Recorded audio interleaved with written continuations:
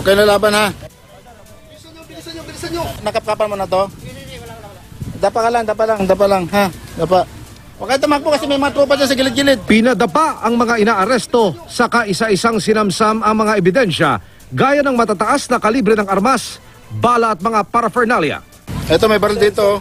Target ng operasyon ng CIDG Cavite ang grupo ni na Barangay Biga Chairman Raymond Legaspi Hoya dahil sa sumbong ng walang habas na pagpapaputok ng baril. Wala kaming intention sa inyo.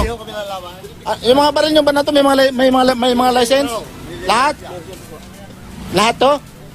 Kasi may tawag kasi nagpapaputok kayo doon.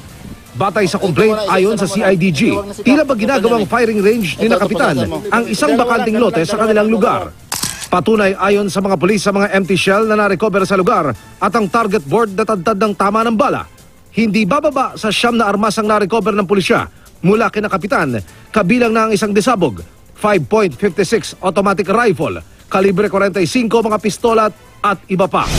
Consider natin na may papel naman ng iba, pero hindi naman nararapat na magpaputok kahit saan-saan man lang. Nakakaalarma dahil magbibigay ng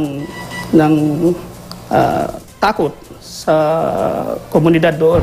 I-verify ng CIDG kung dokumentado ang mga nakumpiskang baril, sinampahan ng mga suspect ng reklamong alarm and scandal at paglabag sa Comprehensive Firearms and Ammunition Act. Kapitan, mawalang galang ho.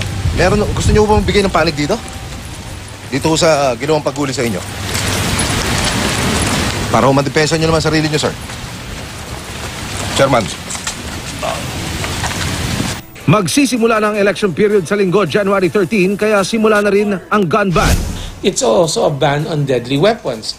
It will include the use and the possession of farm implements that can be used as weapons, no? Particularly sickles, bolos, etc. Magkakaroon na rin ng mga COMELEC checkpoints simula sa linggo. Sa kabuuan, 19 na syudad at bayan ang itinuturing na election hotspots o mga lugar na dapat tutukan ng gusto kaugnay ng eleksyon. We do validation, of course. Kasi syempre habang palapit yung ating election period, we have joint efforts also, of course, with the Armed Forces of the Philippines.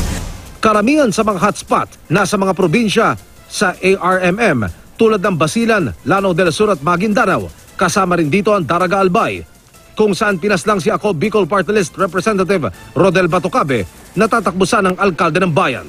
Ako si Emil Sumangil, ang inyong saksi.